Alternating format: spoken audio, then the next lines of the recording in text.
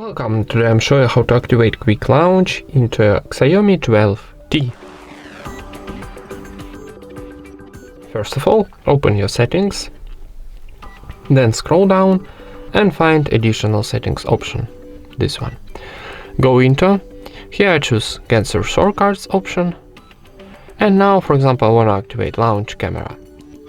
So go into this option and here we got two options, double press to power key and double press to volume down when the screen is locked. Activate these two options and let's try double press to power key,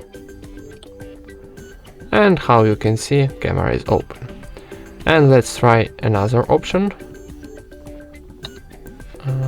One second. Double press volume down key when screen is locked. Okay, block our screen and let's try.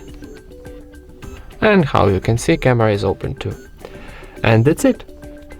Thank you for watching, leave thumbs ups and subscribe to our channel.